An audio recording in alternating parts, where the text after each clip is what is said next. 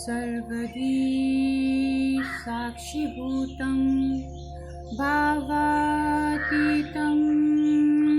त्रिगुणरहितं सद्गुरुं तं नमामि। ध्यानमूलं गुरुर्मूर्ति पूजामूलं गुरुपदं मन्त्रमूलं गुरुर्वाक्यं मोक्षमूलं गुरुकृपा। नमस्कार मित्रों, कैसे हैं आप सभी। योग साधना की इस क्रिया में आप सभी का स्वागत है। जैसा कि कल हम लोगों ने कुछ सूक्ष्म व्यायाम की क्रिया हाथों के साथ की हुई थी, आज उसी क्रम में हम लोग कुछ सूक्ष्म व्यायाम की क्रिया पैरों की सीखेंगे और उसका लाभ समझेंगे। हम अष्टांग योग के एक अंग यम से जुड़ेंगे। तो आइए हम सभी लोग पैरों की सूक्ष्म व्यायाम क्रिया करते हैं। दोनों पैरों को सामने की तरफ ले आएं। जो लोग जमीन पे नहीं बैठ सकते हैं वो किसी ऊंचे स्थान पे, तख्त पे या किसी ऊंचाई पे बैठ करके इस क्रिया को कर सकते हैं। क्रिया अपनी सामर्थ्य के अनुसार दोनों हाथों को शरीर से पीछे लगा लें, पीठ से कमर को थोड़ा सीधा रखेंगे और सांस भरते हुए धीरे से पैर के पंजे को नीचे की तरफ दबा रहे हैं। सांस भरें, पैर के पंजे, तलवे, एड़ी, पिंडली, घुटने और थाइस तक पूरा खिंचाव महसूस करें और फिर सांस छोड़ते हुए पैर को ढीला छोड़ दीजिए। जैसा कि हम लोग कल भी इस क्रिया में कह रहे थे कि हमारी फिजिकल पोस्चर हमारा बहुत अच्छा नहीं होता है, कोई बात नहीं। हमें हर क्रिया के साथ अपने श्वास पे ध्यान देना है। 3 से 5 बार रिपीट कर सकते हैं। सांस भरें, पैर के पंजे को नीचे की तरफ दबाएं। एंकल ज्वाइंट, कॉफ मसल्स, निक ज्वाइंट, थाइस और हिप ज्वाइंट तक पूरा प्रेशर और फिर सांस छोड़ते हुए ढीला छोड़ें। 3, सांस भरें। शरीर के जिस अंग की क्रिया हो रही है, जो भी इसमें सुख या पीड़ा की अनुभूति होती है उसके साथ होइए। 4, इस क्रिया का लाभ हमारी कॉफ मसल्स की फ्लेक्सिबिलिटी को इम्प्रूव करता है। जिन्हें वेरिकोज वेन्स की प्रॉब्लम है, नसों में स्वेलिंग आ जाती है, देखते हैं हमारी स्किन के ऊपर कुछ ग्रीन सा दिखाई पड़ता है और स्वेल कर जाता है, उसमें पेन होता है, उसके लिए बहुत अच्छी एक्सरसाइज सूक्ष्म व्यायाम की क्रिया है। रिलैक्स करें। 3 से 5 बार क्रिया को रिपीट कर सकते हैं। डीप ब्रीदिंग, खूब लंबा सांस भरें और अच्छे से रिलैक्स करें। पैरों में थोड़ा सा स्पेस बनाएं। अब धीरे धीरे नॉर्मल ब्रीदिंग के साथ पैरों को क्लॉकवाइज 1, 2, मूवमेंट जितना स्लो होगा बॉडी की फ्लेक्सिबिलिटी उतनी बढ़ती है और हमें हर क्रिया के साथ सिर्फ बॉडी फ्लेक्सिबिलिटी को इम्प्रूव करना है। 3, 4, 5, रिलैक्स। एंटी क्लॉकवाइज इसी को 1, 2, 3, 4, 5। रिलैक्स करें, डीप ब्रीदिंग।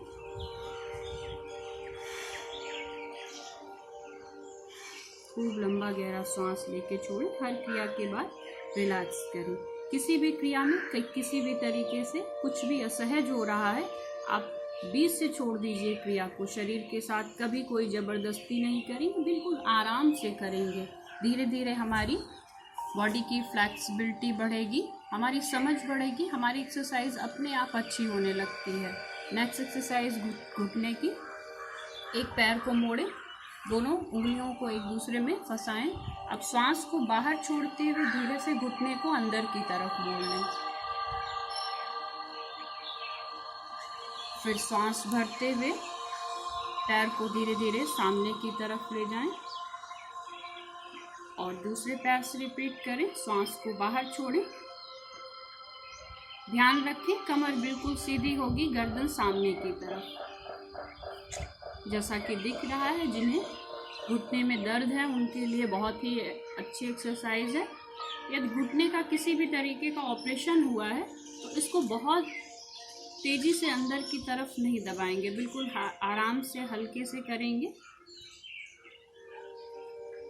3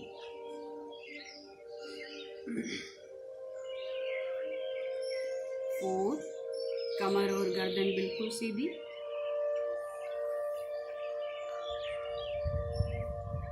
5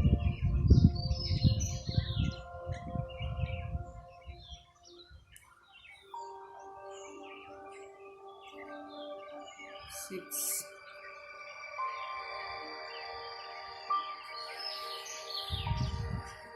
7। सांस को बाहर छोड़ें, पैर को अंदर की तरफ मोड़ें, थोड़ा सा होल्ड करेंगे, रोक के रखेंगे। 8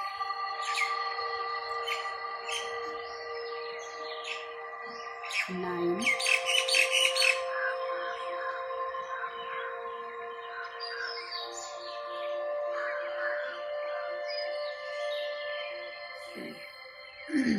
रिलैक्स करें। दोनों पैरों से हमने 5 टाइम्स रिपीट किया है, 5 बार। खूब अच्छे से रिलैक्स कर लें। डीप ब्रीदिंग, डीप रिलैक्सेशन, हर क्रिया के बाद रिलैक्सेशन। और शरीर के जिस अंग की क्रिया हो रही है उसमें जो भी सुख या पीड़ा की अनुभूति होती है उसके साथ होना है। योग कहता है ध्यान जहाँ जाएगा प्राण शक्ति का, ऊर्जा शक्ति का संचार होगा, इसलिए हमें अपनी हर क्रिया पे ध्यान देना है। नेक्स्ट एक्सरसाइज हिप जॉइंट की। पैरों को मोड़ करके अपनी थाइस पे रखें। जिनके घुटने के ऑपरेशन हुए हैं वो इस क्रिया को ना करें। सांस भरते हुए धीरे से घुटने को जमीन की तरफ लगाएं और गर्दन और कमर से थोड़ा सा पीछे की तरफ जाएं। थाइज और हिप्स के फैट रिड्यूस करता है। जॉइंट पेन के लिए बहुत ही अच्छी क्रिया है। और फिर सांस छोड़ते हुए पैर को अंदर की तरफ मोड़ लें। फिर सांस भरें, घुटने को जमीन से लगाएं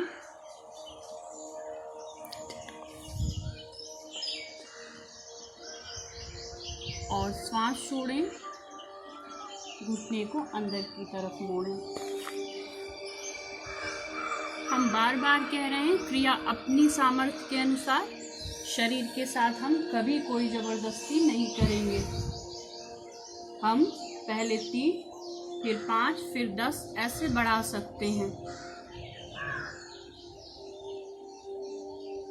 रिलैक्स कर लें, पैरों को सीधा करें। नेक्स्ट साइड रिपीट करेंगे। पैर को मोड़ के थाइस पे रखें। जो लोग थाइस पे नहीं रख सकते हैं, थाइस बहुत मोटी होती है, हैवी होती है, वो पैर को नीचे भी रख करके पैरों को हल्का सा घुटने को दबाएंगे और पैर को अंदर की तरफ मोड़ सकते हैं। फिर सांस भरते हुए घुटने को नीचे की तरफ दबाएंगे और गर्दन और कमर से थोड़ा सा पीछे की तरफ जाएं और पैर को अंदर की तरफ मोड़ लें। इस क्रिया से थाइस और हिप्स के फैट रिड्यूस होते हैं और जॉइंट्स पेन में, घुटने के दर्द में बहुत ही लाभकारी है।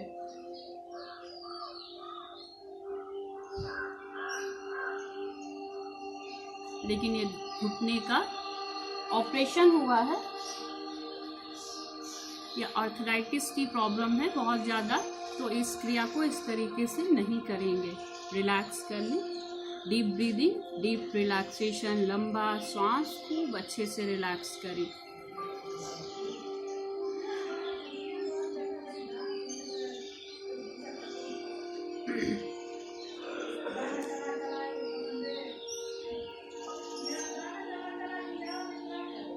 Next exercise Gorakshasana. सांस भरते हुए दोनों पैरों को अंदर की तरफ ले जाएं, जितना अंदर की तरफ ले जा सकते हैं। दोनों हाथों से दोनों पैर को इस तरीके से पकड़ें और सांस भरते हुए गर्दन को पीछे की तरफ ले जाते हैं।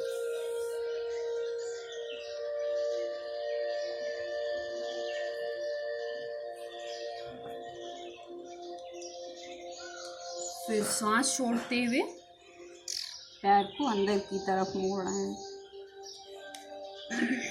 गोरक्षासन की क्रिया हमारे चलने और बैठने के पोस्चर्स को ठीक करता है।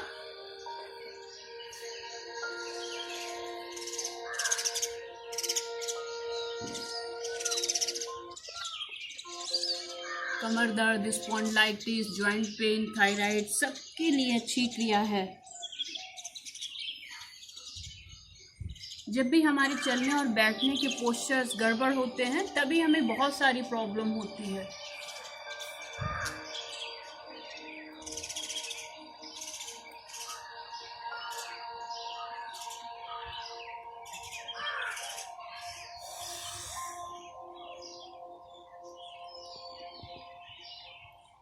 थ्री से 5 टाइम्स रिपीट कर सकते हैं। क्रिया अपनी सामर्थ्य के अनुसार रिलैक्स कर लें। डीप ब्रीदिंग, डीप रिलैक्सेशन, लंबा सांस, खूब अच्छे से रिलैक्स करें।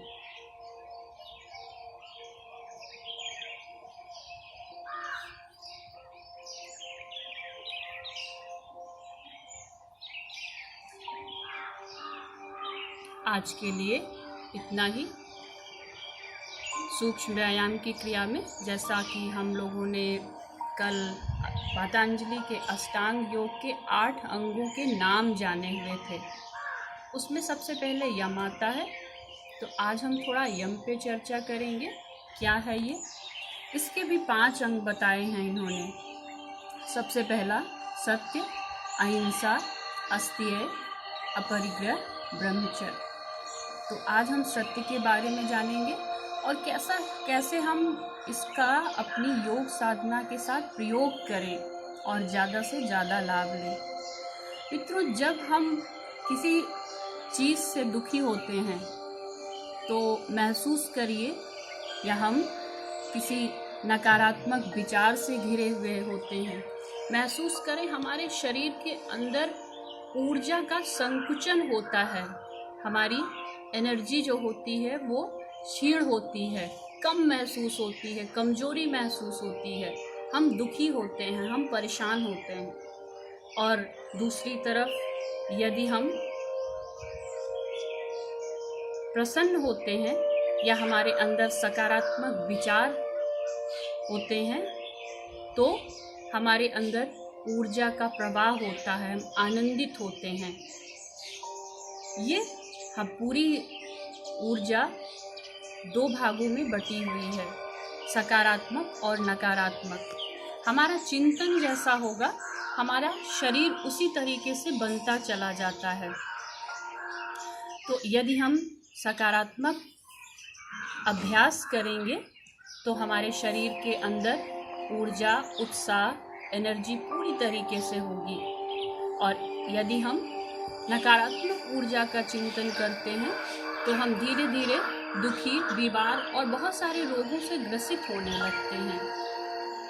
तो आज का जो हम लोगों का होमवर्क होगा वो पूरे दिन हम अपने में अभ्यास करें। और ये अभ्यास कोई बैठ करके नहीं करना है, हम सब चलते फिरते, उठते बैठते अपने में ये भाव ये देख सकते हैं कि हम कितने सकारात्मक या कितने नकारात्मक हैं। और धीरे धीरे हम अभ्यास करके अपनी उस ऊर्जा को सकारात्मक बनाएंगे और सकारात्मक चिंतन के साथ इस साधना का अभ्यास करेंगे तो हमें ज़्यादा लाभ होगा। आज के लिए इतना ही। आप सभी को मेरा प्रणाम। स्वस्थ रहें, सहयोगी बने। बहुत बहुत धन्यवाद।